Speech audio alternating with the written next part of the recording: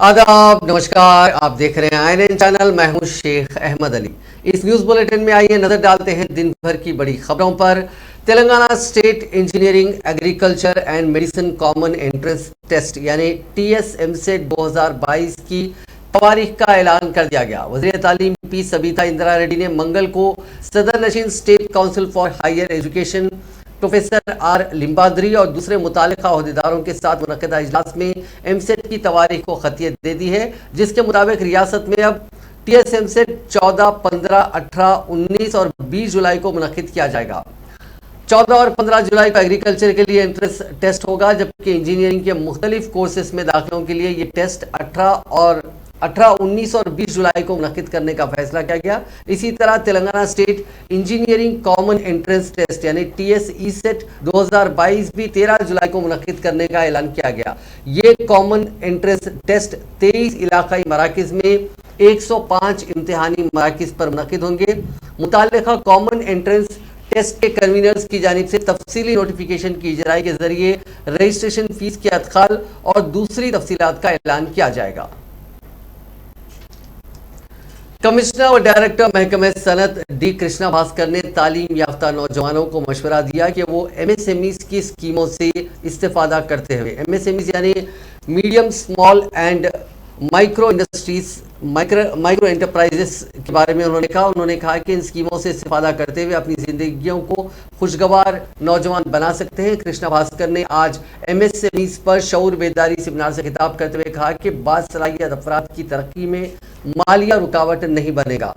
के सुधीर रेड्डी, सदर Telangana industries federation, D Chandrashekhar, additional director general MSMEs ने सेमिनार से खिताब किया। डीन श्रीनिधि इंस्टीट्यूशन अमित चौहान ने INN चैनल से बातचीत करते हुए तफसीलात से वाकिफ करवाया। इसका रीज़न मेन ये है कि जो भी स्कीम्स MSME इंट्रोड्यूस कर रहा है उनका एक सबको पता चलना चाहिए। 4-5 नए स्कीम्स इंट्रोड्यूस कर रहे हैं, मेनली टारगेटिंग टुवर्ड्स स्टूडेंट्स हैं या फिर दूसरे MSMEs हैं। उनके लिए ये स्कीम्स काफ़ी फ़ायदेमंद रहेंगे, जहाँ पे आपको मतलब जो भी अप्लाई करेंगे उनके लिए 15 लाख से लेकर 2.5 लाख रुपए तक क्लेम कर सकते हैं।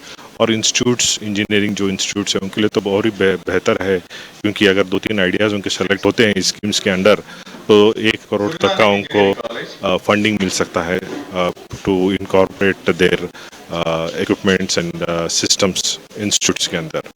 सो I urge all students and engineering colleges to apply for this scheme. नहीं, अच्छा चौहान जी, ये स्कीम पहली बार इंट्रोड्यूस हुई है, पहले से जारी है? इसके पहले भी इंट्रोड्यूस हुआ है स्कीम एंड ऑलरेडी कई कॉलेजेस कॉलट हो गया है। इस बार फिर से इंट्रोड्यूस हुआ है एंड आई थिंक साल 2 साल इंट्रोड्यूस होता रहता है ये स्कीम और सब कॉलेजेस अप्लाई करते रहते हैं इसके अंदर, जिसमें MSME डेवलपमेंट इंस्टीट्यूट हैदराबाद, जो ministry of MSME government of India का संस्था है जो बालानगर में स्थित है, और जो तेलंगाना इंडस्ट्रियल फेडरेशन है हैदराबाद का, जिसमें बहुत सारा इंडस्ट्री एसोसिएशन उसमें शामिल है, सभी को बुला के हम लोग यहाँ पर जो MSME स्कीम्स है, जो MSMEs के लिए बहुत फ़ायदेमंद है, क्या इंसेंटिव्स हम लोग देते हैं उसके बारे में बता रहे हैं। MSME स्कीम का साथ साथ हम लोग का जो क्लस्टर डेवलपमेंट प्रोग्राम है और हमारा इनोवेशन प्रोग्राम है, हमारा MSME इनोवेटिव स्कीम है, जिसमें हम लोग नया जो आइडियाज़ है उसको हम प्रोत्साहन करके एक आइडिया के लिए 15 लाख रुपया का सपोर्ट देते हैं आइडिया से प्रोटोटाइप बनाने के लिए। जो हमारा होस्ट इंस्टीट्यूट्स है जो हैदराबाद में और तेलंगाना में ऐसा 51 इंजीनियरिंग कॉलेजेस ఆల్రెడీ ఎకానమీ సాధించడానికి అందులో ముఖ్యంగా మన MSME పాత్ర చాలా అత్యున్నతమైన పాత్ర కూడా ఉన్నది। దీంట్లో మరి ఈ రోజు దేశవ్యాప్తంగా ఉన్నటువంటి 6 కోట్ల MSME పరిశ్రమలు, వారి ద్వారా ఉపాధి పొందుతున్నటువంటి 12 కోట్ల యువత, వీరందరూ కూడా ఈ రోజు MSME పరిశ్రమలో పనిచేస్తున్నారు। మరి వీటితో పాటు ఈ రోజు MSME రంగాన్ని ద్వారా వచ్చే దాదాపుగా ఒక MSME sector is going. I have come here to represent the government of Telangana as far as the regulatory policy is concerned. So I will very quickly take you through some particular initiatives which the government is looking at very seriously. Some of them standalone, some of them in conjunction with the state, with the national government, and some of them planned to be, I would say, something like a force multiplier as far as efforts of वज़ीर ज़राअत S Niranjan Reddy ने मरकज से मुतालबा किया कि यासंगी season के दौरान तेलंगाना में पैदा करदा तमाम धान खरीदी जाए। उन्होंने पंजाब से मुकम्मल धान की खरीदी और तेलंगाना के साथ इम्तियाजी रवैया अख्तियार करने पर मरकज से वजाहत तलब की। इस मसले पर तेलंगाना से ताल्लुक़ रखने वाले अरकान मुक़न्नना का एक वफद मरकजी वज़ीर उमूर सारिफीन पीयूष गोयल से मुलाकात करने वाला है। वज़ीर ज़राअत निरंजन रेड्डी ने हैदराबाद में मीडिया के नुमाइंदों से बात करते हुए कहा कि रियासती हुकूमत मरकज से मुसलसिल ख्वाहिश कर रही है कि मुकम्मल धान खरीदी जाए, लेकिन अब तक मरकज से कोई रद्द-ए-अमल सामने नहीं आया। उन्होंने इंतबाह दिया कि मरकजी हुकूमत अगर मुकम्मल धान खरीदने में नाकाम रहती है तो फिर चीफ मिनिस्टर चंद्रशेखर राव के इंतबाह के मुताबिक बड़े पैमाने पर अवामी एहतजाज किया जाएगा। निरंजन रेड्डी ने पीयूष गोयल के उस इल्ज़ाम को मुस्तरद कर दिया जिसमें रियासती हुकूमत पर धान की खरीदारी के मसले पर ताउन ना करने की बात कही गई। मरकजी वजीर ने कल ही कहा था कि वो तेलंगाना से धान खरीदने के लिए तैयार है। निरंजन रेड्डी ने रिमार्क किया कि पीयूष गोयल हक़ाइक़ को तोड़ मरोड़ कर पेश करते हुए तेलंगाना के अवाम को गुमराह करने की कोशिश कर रहे हैं। उन्होंने कहा कि मरकज दरकार सहूलतों का इंतजाम ना करते हुए रियासती हुकूमत पर इल्जामात आयद कर रहा है, जो नामुनासिब बात है। वज़रा और अरकान पार्लियामेंट का वफद तवक्को है कि 4 शुम्बा यानी 23 मार्च को दिल्ली में मरकजी वजीर पीयूष गोयल से मुलाकात करते हुए धान की खरीदी के मसले को दोबारा उजागर करेगा। तेलंगाना के वज़ीर पंचायत राज एरावली दयाकर राव ने कहा है कि हर किसी को पानी की कदर करनी चाहिए और उसका किफ़ायत शारी से इस्तेमाल करना चाहिए। पानी की हर बूंद को बचाने और आने वाली नस्लों के लिए पानी को महफूज रखने की ज़रूरत है। उन्होंने पानी के आलमी दिन के मौके पर एक पैगाम जारी करते हुए रियासत के अवाम को मुबारकबाद पेश की और कहा कि वज़ीर आला चंद्रशेखर राव की ज़ेर क़यादत तेलंगाना हुकूमत की तरफ से पानी के इस्तेमाल और महफूज करने की हिकमत अमली दीगर रियासतों से मुख्तलिफ है। उन्होंने कहा कि वज़ीर आला चंद्रशेखर राव ने जहां एक तरफ दरिया के पानी में तेलंगाना के हिस्से से भरपूर इस्तेफादे को यकीनी बनाया, वहीं दूसरी तरफ मनसूबाबंदी के मुताबिक बैरेजेस और आबी ज़खायर की तामीर करवाई। मिशन काकतिया के जरिए तालाबों की मरम्मत की गई और देहातों में ज़ेर ज़मीन पानी की सतह को 4 मीटर यानी 4.35 मीटर तक बढ़ाने में मिशन काकतिया ने काफ़ी ताउन किया। अमेरिका की कॉलवे गोल्फ कंपनी हैदराबाद में अपना बिजनेस शुरू करेगी और मुलाजमतें फराहम की जाएंगी। ये कंपनी हैदराबाद में डिजिटेक कंपनी कायम करने वाली है, जिसके जरिए 300 मुलाजिमीन फराहम किए जाएंगे। कंपनी ने हैदराबाद में अपना कारोबार शुरू करने के लिए हुकूमत तेलंगाना के साथ एक माहदे पर दस्तखत किए। वज़ीर इंफॉर्मेशन टेक्नोलॉजी के डी रामाराव ने बात बताई, जो सरकर्दा कंपनियों को तेलंगाना में सरमायाकारी के लिए राग़िब करने के लिए अमेरिका के दौरे पर हैं। वज़ीर तारक रामाराव बिजनेस के सरकर्दा कंपनियों के नुमाइंदों के साथ इजलास भी मुनक़िद कर रहे हैं। वज़ीर इंफॉर्मेशन टेक्नोलॉजी ने अमेरिकी कॉलवे गोल्फ कंपनी को रियासत तेलंगाना में सनतों के क़याम के लिए मसाइल से पाक पॉलिसियों से वाकिफ़ करवाया। कंपनी ने मुतला किया कि वो अपने बिजनेस के जरिए 300 अफराद को मुलाजिमत फराहम करेगी। वज़ीर केटीआर ने कंपनी से अपील की कि वो रियासत में गोल्फ अशिया की पैदावार का यूनिट कायम करे, जो दुनिया भर में गोल्फ ब्रांड कंपनी के तौर पर शोहरत रखती है। वज़ीर इंफॉर्मेशन टेक्नोलॉजी ने अपने दौरे के एक हिस्से के तौर पर फिस्कर आईएनसी कंपनी के नुमाइंदों से भी बातचीत की और मुतला किया कि रियासती हुकूमत की जानिब से उन्हें मुकम्मल मदद हासिल रहेगी। मज़कूरा कंपनी की एक टीम अपने बिजनेस के आगाज़ के लिए अनकरीब तेलंगाना का दौरा करेगी। Hyderabad metro water and sewerage board के मैनेजिंग डायरेक्टर दाना किशोर ने महकमे के ओहदेदारों को हिदायत दी कि वो माह रमज़ान के पेश नज़र पीने के पानी की सरबराही और सीवरेज के मसाइल को पैदा होने ना दें। इसके लिए क़ब्ल वक्ती तमाम इक़दाम किए जाएँ। उन्होंने आज हैदराबाद के वाटर वर्क्स के दफ्तर में ओहदेदारों के साथ एक इजलास मुनक़िद किया। इस मौके पर खिताब करते हुए दाना किशोर ने कहा कि अनकरीब रमज़ान का महीना शुरू होने वाला है। इस महीने के आगाज़ से कबल ही शहर हैदराबाद में सीवरेज के मसाइल पर खुसूसी तवज्जो देते हुए उसे ख़त्म करने के इक़दाम किए जाएँ। उन्होंने कहा कि मसाजिद के करीब हर मरतबा सीवरेज लाइन ओवरफ्लो होकर सड़कों पर गंदा पानी बहता है। इस तरह के इलाके और मसाजिद की निशानदही करते हुए वहाँ के मेन होल को ओवरफ्लो होने से महफूज रखें। इसके लिए ज़रूरत के मुताबिक अमला और मिशनरी को दस्तयाब रखें। सीवरेज लाइन की सफाई के दौरान मरकज़ के तहफ़्फ़ुज़ के सिलसिले में चौकसी इख्तियार करने का ओहदेदारों को मशवरा दिया। दाना किशोर ने आने वाले 10 दिनों तक रमज़ान की तैयारियों के लिए इक़दाम करने की हिदायत दी। ताकि रमजान के महीने में शहर के किसी भी इलाके में सीवरेज लाइन ओवरफ्लो ना होने पाए। इससे मुसल्लियों को काफ़ी मुश्किलात पेश आती हैं। सीवरेज लाइन के ओवरफ्लो के कामों की तजावीज़ को तैयार करने का भी उन्होंने ओहदेदारों को मशवरा दिया। मसाजिद को जाने वाली सड़कों पर ज़रूरत के मुताबिक मेन होल की मरम्मती के काम अंजाम दिए जाएँ। ऐसे मकामात की भी निशानदही की जाए जहाँ गंदा पानी ठहर रहा है। दाना किशोर ने रमज़ान के महीने में पीने के पानी की सरबराही में भी किसी किस्म की मुश्किलात पेश होने ना देने का मशवरा दिया। तेलंगाना प्रदेश कांग्रेस कमेटी के सदर व रुकने पार्लियामेंट मल्काजगिरी रेवंत रेड्डी ने सिंगरेनी कॉलरीज में 50,000 करोड़ रुपए के स्कैम होने का इल्जाम आयद करते हुए इसके लिए टीआरएस हुकूमत को जिम्मेदार करार दिया। सारे मामले की सीबीआई तहकीकात करवाते हुए हकायक को मंजर-ए-आम पर लाने का मुतालबा किया। दिल्ली में मीडिया से बात करते हुए रेवंत रेड्डी ने कहा कि सिंगरेनी कॉलरीज में हो रहे स्कैम के ताल्लुक से वो कई मरतबा वजीर आजम नरेंद्र मोदी और तहकीकाती इदारों को मकतूब रवाना करते हुए शिकायत कर चुके हैं, लेकिन वजीर आजम से लेकर कोई भी तहकीकाती इदारे ने सिंगरेनी कॉलरीज में हो रहे स्कैम्स की तहकीकात करने की कोशिश नहीं की। रेवंत रेड्डी ने कहा कि सिंगरेनी कॉलरीज में हो रहे स्कैम की तहकीकात के लिए वो अदालत से रुजू होंगे।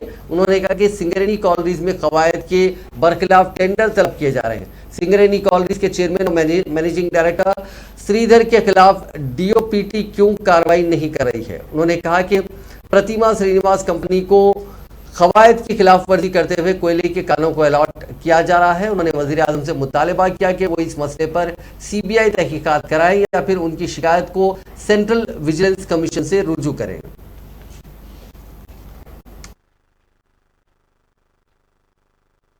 డిపార్ట్మెంట్ ఆఫ్ పర్సనల్ ట్రైనింగ్ అనుమతిస్తే తప్ప ఒక ఐఏఎస్ అధికారిని డెప్యుటేషన్ మీద కొనసాగించడానికి వీల్లేదు. ఇవాళ 7 సంవత్సరాలు జనవరిలోనే శ్రీధర్ గారు పూర్తి చేసుకున్నారు. 8వ సంవత్సరం అక్కడ సింగరేణి సీఎండీగా శ్రీధర్ ను కొనసాగించాలంటే కేంద్ర ప్రభుత్వం అనుమతి ఇవ్వాలి. ఈ రోజు వరకు కేంద్ర ప్రభుత్వం అనుమతి లేకపోయినా శ్రీధర్ సింగరేణి సీఎండీగా కొనసాగిస్తూ టెండర్లను పిలిచి టెండర్లలో నియమ నిబంధనలు అదాని కంపెనీకి అనుకూలంగా పెట్టి ఇతర ఎవరిని పోటీకి రాకుండా నియంత్రించి దాదాపుగా నైని కోల్ మైన్ ఒడిశాలో ఉన్నదాన్ని 50,000 కోట్ల రూపాయలకు సంబంధించిన కాంట్రాక్టును ఒక సంస్థ కట్టబెడుతున్నాడు. ఇది అక్రమం. నియమ నిబంధనల ప్రకారం శ్రీధర్ అక్కడ సీఎండీగా కొనసాగడానికి వీలు లేదు అని చెప్పి సంబంధిత అధికారులకు మంత్రులకు హోంమంత్రికి ప్రధానమంత్రికి అందరికి ఫిర్యాదు చేసినాం. కానీ సింగరేణి సీఎండీగా శ్రీధర్ని తొలగించలేదు. టెండర్లను ఆపమని చెప్పి 49% వాటా ఉన్న కేంద్ర ప్రభుత్వం ఆదేశాలు ఇవ్వలేదు. చివరికి ప్రహ్లాద్ జోషి గారికి నేను విజ్ఞప్తి చేసిన, ఒకవేళ మీకు ఏమైనా రాజకీయపరమైన అవగాహన ఉంటే ఉండొచ్చు కేసీఆర్ కు, మీకు కనీసం మేము ఇచ్చిన ఫిర్యాదును సెంట్రల్ విజిలెన్స్ కమిషన్ కు ఫార్వర్డ్ చేయండి. ఈ నియమ నిబంధనలు దేశం మొత్తం ఒక విధంగా, అక్కడ మాత్రము కేవలం కేసీఆర్ అనుకున్న కంపెనీకి అనుకూలంగా ఉన్నాయా లేవా విచారణ చేసి ప్రాథమిక నివేదికను మీరు తీసుకోండి అని చెప్పి మేము ఫిర్యాదు చేయడం జరిగింది. అయినా ప్రహ్లాద్ జోషి గారు పెడచెవిన పెట్టి ఎలాంటి చర్యలు తీసుకోలేదు. ఇప్పుడు టెక్నికల్ బిడ్ ఓపెన్ అయింది, ప్రైస్ బిడ్ కూడా ఓపెన్ అయిపోయింది నైని కోల్ మైన్ కి సంబంధించి. మిగతా పక్కనే సుభద్రమైన పక్కనే ఉండే ఒక్క कांग्रेस के सीनियर लीडर व साबिक वजीर मोहम्मद अली शब्बीर ने चीफ मिनिस्टर के चंद्रशेखर राव से मुतालबा किया कि यासंगी सीजन में धान की खरीदारी पर वाज़े यकीन दहानी कराई जाए। उन्होंने कहा कि चीफ मिनिस्टर केसीआर सिर्फ धान के किसानों को धोखा देने के लिए मरकज की बीजेपी हुकूमत के खिलाफ एहतजाज का एक नया ड्रामा करने की कोशिश कर रहे हैं। शब्बीर अली भूदान पोचमपल्ली से सेवाग्राम तक एआईसीसी पंचायत राज संगठन की चेयरपर्सन मीनाक्षी नटराजन की तरफ से शुरू की गई 600 किलोमीटर की सर्वोदया संकल्प यात्रा में हिस्सा लेते हुए मीडिया से बात कर रहे थे। उन्होंने मीनाक्षी नटराजन का पुरतपाक इस्तकबाल किया जब उनकी पदयात्रा मंगल को कामारेड्डी हल्के के बसवापुर गांव में दाखिल हुई। इसके बाद मोहम्मद अली शब्बीर भी इस पदयात्रा में शामिल हो गए। इस मौके पर कांग्रेस लीडर ने कहा कि पेशरफ कांग्रेस हुकूमतों ने इंदिरा गांधी के दौरे हुकूमत में गरीबों में जमीनें तकसीम की थी, ताहम कांग्रेस हुकूमतों की जानिब से गरीबों को दी गई अराजियात को बड़े कॉरपोरेट कंपनियों के हवाले करने के लिए टीआरएस हुकूमत जबरदस्ती गरीबों से जमीनें छीन रही है। शब्बीर अली ने टीआरएस हुकूमत को इंतबाह दिया कि अगर उसने धान के काश्तकारों के मफादात को मरकज की बीजेपी हुकूमत के सामने गिरवी रखा तो संगीन नतायज बरामद होंगे। उन्होंने कहा कि चीफ मिनिस्टर केसीआर और वजीर आजम मोदी दोनों जानबूझकर धान के किसानों को माशी तौर पर तबाह करने की कोशिश कर रहे हैं। उन्होंने इल्जाम लगाया कि चीफ मिनिस्टर कोंडा पोचम्मा रिजर्वायर की तामीर इसलिए कर रहे हैं ताकि पानी को एर्रावली में अपने फार्म हाउस तक पहुंचाया जा सके।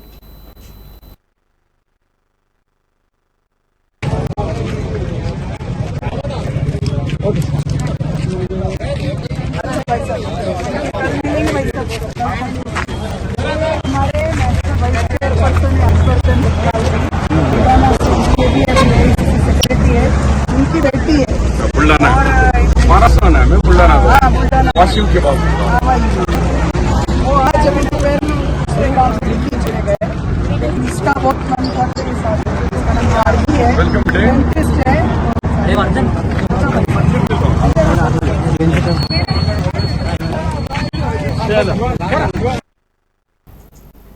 कांग्रेस के रुकन असेंबली जग्गा रेड्डी ने मीडिया से बात करते हुए आज बताया कि उनकी सोनिया गांधी और राहुल गांधी से कोई नाराजगी नहीं है, बल्कि उनको इस बात पर फख्र है कि वो साबिक वजीर आजम राजीव गांधी और सोनिया गांधी राहुल गांधी की क़यादत में कांग्रेस पार्टी को मुस्तहकम करने के लिए काम कर चुके हैं। उन्होंने बताया कि इसी तरह आंजहानी वजीर आला राजशेखर रेड्डी और के रोशिया की क़यादत में भी बहैसियत रुकन असेंबली उन्होंने काम करने का एजाज़ हासिल किया। उन्होंने सोशल मीडिया पर इसके अलावा मेन स्ट्रीम मीडिया पर जो खबरें चलाई जा रही है जिसमें कहा गया कि सोनिया गांधी और राहुल गांधी से उनके अख्तिलाफात हैं, उन खबरों की तरदीद की और उस पर सख्त नाराज़गी का इजहार किया। उन्होंने बताया कि जमहूरियत में सबसे बड़ी ताकत मीडिया होती है और मीडिया को अपनी ताकत का एहसास रखते हुए इस तरह की गुमराहकुन खबरें जारी रखने से गुरेज रखना चाहिए। जग्गा रेड्डी ने इस बात का एतराफ़ किया कि आज भी उनमें और सदर तेलंगाना प्रदेश कांग्रेस कमेटी रेवंत रेड्डी के बीच नाराजगियां बरकरार हैं और वो रेवंत रेड्डी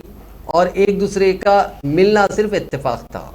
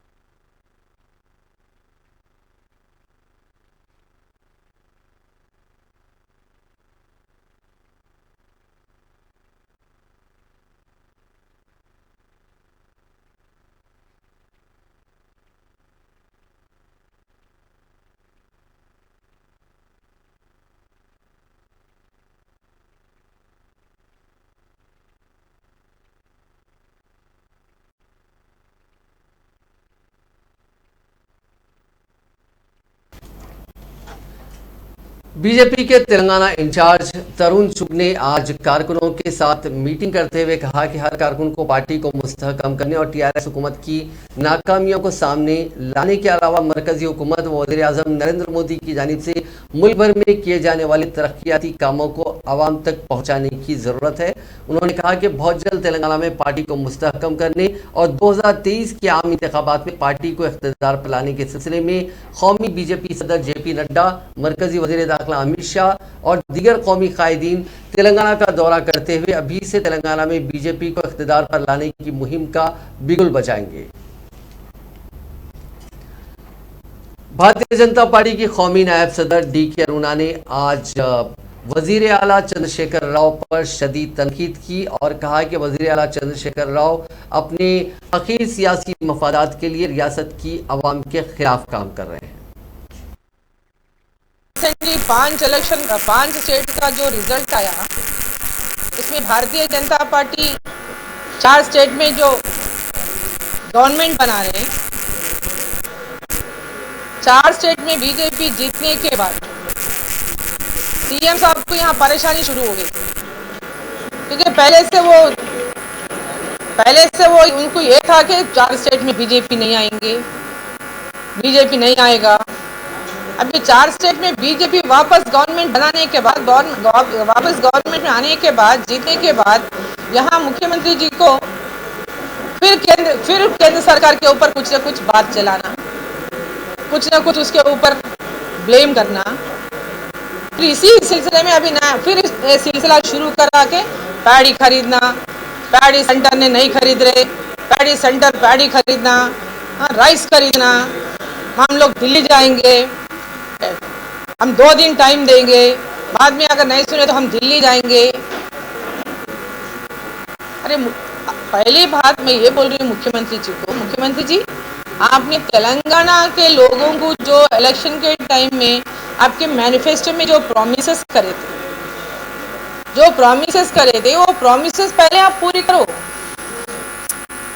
जो प्रॉमिस करे आप 2 बेडरूम हाउस होने दो, अनएम्प्लॉयमेंट को एम्प्लॉयमेंट, और जब तक एम्प्लॉयमेंट नहीं होगा तब तक 3016 रुपया हर महीना मिलेगा अनएम्प्लॉयज को। ये सब जो वादा बहुत वादा करे थे आप, और वादे पूरा भूल गए। दलित बंधु भूल गए, दलित को 3 एकड़ लैंड देना भूल गए। ये सब चीज आप जो करना वो छोड़ के आप ही जो वादा किए थे, पैडी के बारे में भी सीएम साहब ने असेंबली में उन्हें खुद कहा कि पैडी पूरा खरीदेंगे, कोई फार्मर उसके बारे में चिंता करने की जरूरत नहीं है, पूरा पैडी मैं खरीदूंगा। आप तो खरीदे ही नहीं, खरीदते। बीजेपी के रियासती सदर बंडी संजय ने चीफ मिनिस्टर के चंद्रशेखर राव की जानिब से फिल्म कश्मीर फाइल्स पर किए गए रिमार्क पर अपने शदीद रद्द-ए-अमल का इजहार किया। प्रेस कॉन्फ्रेंस से खिताब करते हुए बंडी संजय ने कहा कि बहुत जल्द old city files, corruption files और चंद्रशेखर राव हुकूमत की बदनुवानियों से मुतालिक बहुत से फाइल्स बाहर आने वाले हैं। उन्होंने कहा कि कश्मीर फाइल्स फिल्म की मुल्क के हर हिस्से में सताइश हो रही है, ऐसे में सिर्फ चीफ मिनिस्टर केसीआर ही कश्मीर फाइल्स पर परेशान नजर आ रहे हैं। बंडी संजय ने कहा कि कश्मीर फाइल्स के खिलाफ बयान देने वाले केसीआर का डीएनए टेस्ट करने की जरूरत है। उन्होंने कहा कि पाकिस्तान के वजीर आजम इमरान खान से भी केसीआर का मखल रखते हैं। उन्होंने कहा कि केसीआर अपनी नाकामियों पर पर्दापोशी करने के लिए मरकज को जिम्मेदार करार दे रहे हैं। उन्होंने कहा कि धान की खरीदी ना करने का मरकज की जानिब से अब तक कोई बयान जारी नहीं किया गया। मरकजी हुकूमत तेलंगाना में पैदा होने वाली मुकम्मल धान की खरीदी की पेशकश कर चुकी है। इसके बावजूद धान की खरीदी के मसले पर मरकजी हुकूमत को बदनाम करने की कोशिश की जा रही है। ధాన్యాన్ని నీకు సహకరించడానికి నీకు ఇబ్బంది ఏంది? ప్రతి పైసా కేంద్రం ఇస్తుంది, నువ్వు బ్రోకర్గా చేస్తున్నది, నీకు కూడా కమిషన్ ఇస్తున్నది, నువ్వు సహకరించాలి. ఎందుకంటే రాష్ట్ర ముఖ్యమంత్రి చెప్పాలి. రైతులు ఇలా కోతలు స్టార్ట్ అవుతున్నాయి, ఇవాళ రైతులు ఇబ్బంది పడుతున్నారు. ఈ ముఖ్యమంత్రి కొనుగోలుకి ఇచ్చేస్తానని ధాన్యం ఇయ్యనడు, కేంద్రం కొనడానికి సిద్ధం ఉందని రైతులకు తెలుసు. ఇవాళ నీ వ్యవహారశైలి వల్ల, నీ మూఢత్వం వల్ల, నీ నియంత ఆలోచన వల్ల మన రైతాంగము ఇబ్బందులు పడే పరిస్థితి వచ్చింది. దానికి ప్రధాన కారణము రాష్ట్ర ముఖ్యమంత్రి యొక్క రైతాంగ వ్యతిరేక విధానాలు, రైతుల పట్ల ఆయన కక్ష సాధింపు ధోరణి వల్ల వాళ్ళ తెలంగాణ రైతులు ఇబ్బంది పడే ప్రమాదం ఉంది. మన కేంద్రానికి రాష్ట్రానికి నీకేమైనా సమస్య ఉంటే వేరే విషయాలు మాట్లాడు.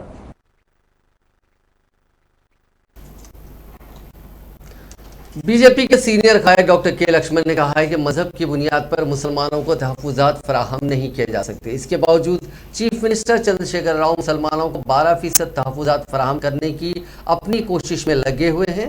उसी के एक हिस्से के तौर पर गुज़िश्ता रोज़ चीफ मिनिस्टर ने अपनी प्रेस कॉन्फ्रेंस में मुख्तलिफ तबक़ात को तहफ़्फ़ुज़ात में इजाफा करने की इजाज़त देने का मरकज़ी हुकूमत से मुतालबा किया था। मीडिया से बात करते हुए डॉक्टर लक्ष्मण ने कहा कि हिंदुस्तानी दस्तूर और अदालत भी मजहब की बुनियाद पर तहफ़्फ़ुज़ात फराहम करने की इजाज़त नहीं देते। उन्होंने कहा कि एसटी तहफ़्फ़ुज़ात का जहाँ तक मामला है वो रियासती हुकूमत के हाथ में है।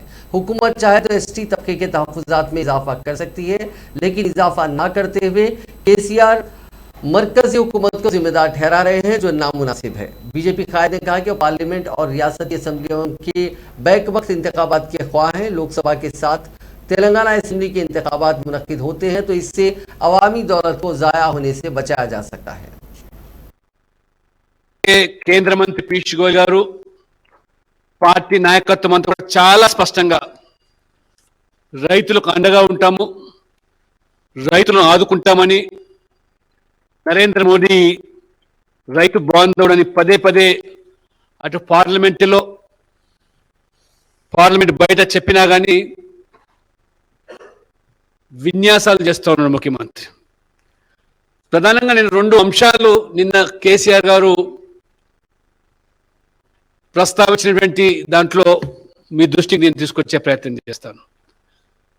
మిగతా విషయాలు రాష్ట్ర అధ్యక్షులు మిగతా నాయకులు అన్ని మాట్లాడున్నారు కాబట్టి 2-3 ప్రధాన అంశాలు, ఒకటి ముందస్తు గురించి, 2 రిజర్వేషన్ల అంశము. सदर YSR Telangana party YS Sharmila की पदयात्रा आज 33वें दिन में दाखिल हो गई। आज उन्होंने भुवनगिर जिले के यादद्री के अवाम से मुलाकात करने के बाद बेरोजगारी के मसले को लेकर एक रोजा भूख हड़ताल करते हुए हुकूमत से मुतालबा किया कि वो फौरी तौर पर सरकारी महकमे जात में सिर्फ 90,000 जायदादों पर नहीं बल्कि 1,92,000 मखलूआ जायदादों पर तकर्रुरात अमल में लाने के सिलसिले में नोटिफिकेशन जारी करें। उन्होंने वाज़ेह किया कि वो हर मंगल को एक रोज़ा दीक्षा करती रहेंगी। तेलंगाना के निजामाबाद पुलिस कमिश्नर नागराज ने खबरदार किया कि सोशल मीडिया पर झूठा प्रोपेगेंडा फैलाने वालों के खिलाफ कार्रवाई की जाएगी। उन्होंने कहा कि बाज़ अफराद social media, WhatsApp, Facebook, Twitter पर इस तरह के पोस्ट करें जिससे अमन मुतासिर हो रहा है। पुलिस ऐसी इश्तियाल अंगेज कार्रवाइयाँ करने वालों के खिलाफ सख्त कार्रवाई करेगी और मुकदमा दर्ज करेगी। कमिश्नर पुलिस ने एक बयान में कहा कि किसी को भी सोशल मीडिया पर इश्तियाल अंगेज पोस्ट नहीं डालनी चाहिए। वाज़ेह है कि तेलंगाना के निजामाबाद जिले के बोधन टाउन में अंबेडकर चौराहे पर रातों रात शिवाजी के मुजस्समे को नस्ब करने का वाक़या 2 दिन पहले पेश आया था, जिसके बाद 2 तबकात के अवाम ने उस मुजस्समे की मुखालिफत और हिमायत में शदीद एहतजाज किया। उन ग्रुप्स को मुंतशिर करने के लिए पुलिस ने लाठीचार्ज किया था और आंसू गैस के शेल बरसाए थे। उस लाठीचार्ज के खिलाफ बीजेपी ने गुज़िश्ता रोज बोधन बंद की अपील की थी। कमिश्नर पुलिस ने इस वाक़े के सिलसिले में झूठी खबरें सोशल मीडिया पर फैलाने के खिलाफ इंतबाह दिया है। तेलंगाना चीफ इलेक्टोरल ऑफिसर की हैसियत से विकास राज ने आज अपने ओहदे का जायजा हासिल कर लिया। 1992 IAS बैच से ताल्लुक रखने वाले विकास राज को मरकजी इलेक्शन कमीशन के सेक्रेटरी प्रमोद कुमार शर्मा ने हालिया दिनों Telangana state chief electoral officer मुकर्रर करते हुए अहकाम जारी किए थे। इस ओहदे पर पहले से फायर शशांक गोयल की खिदमत मरकजी हुकूमत हासिल कर रही है और वो डिप्यूटेशन पर मरकज की खिदमत देने रवाना हुए हैं, जिसके बाद तेलंगाना CEO का ओहदा खाली हो गया था, जिस पर एडिशनल CEO बुद्धा प्रकाश को इंचार्ज CEO की हैसियत से मुकर्रर किया गया था। लेकिन विकास राज को मुस्तकिल CEO मुकर्रर करने के बाद बुद्धा प्रकाश इंचार्ज CEO के ओहदे से दस्तबरदार हो गए। नेशनल डिफेंस कॉलेज दिल्ली के नुमाइंदों ने तेलंगाना का दौरा करते हुए हरितहरम प्रोग्राम और अर्बन फॉरेस्ट पार्क्स का मुशाहिदा किया। इस वफद में आर्मी, नेवी, एयरफोर्स के 15 ओहदेदार शामिल हैं जो एयर वाइस मार्शल तेज बेर सिंह की क़यादत में तेलंगाना का दौरा कर रहे हैं। इस वफद में इंडोनेशिया, फिलीपींस और बर्मा के फौजी ओहदेदार भी शामिल हैं। चीफ सेक्रेटरी सोमेश कुमार से इस वफद ने मुलाकात की। इस मौके पर सोमेश कुमार ने तेलंगाना हुकूमत की जानिब से अमल की जाने वाली तरक्याती और फलाही कामों से वाकिफ करवाया। आंध्र प्रदेश की असल अपोजिशन तेलुगु देशम के 4 अरकान को स्पीकर ने ऐवान में गड़बड़ करने पर मुकम्मल सेशन के लिए मुअत्तल कर दिया। ऐवान की आज कार्रवाई के आगाज के साथ ही तेलुगु देशम के अरकान ने मिलावटी शराब के खिलाफ नारेबाजी शुरू कर दी और जंगारेड्डी गुड़म जहां पर इस मिलावटी शराब के पीने के बाद 19 अफराद की मौत हो गई है, इस वाक़े की अदालती जांच कराने का मुतालबा किया और स्पीकर के पोडियम के करीब पहुंचकर एहतजाज किया। इस पर स्पीकर तमनीनी सीताराम ने उन अरकान के रवैये पर बरहमी का इज़हार किया और उनसे ख्वाहिश की कि वो अपने रवैये को तब्दील करें। ताहम तेलुगु देशम के अरकान ने स्पीकर की दरख्वास्त को नज़रअंदाज किया, जिस पर स्पीकर ने तेलुगु देशम के 4 अरकान सत्य प्रसाद, बी अशोक, राम राजू और रामकृष्ण राजू बाबू को मुअत्तल कर दिया। नाज़रीन, इस न्यूज़ बुलेटिन में बस इतना ही। देखते रहिए INN चैनल।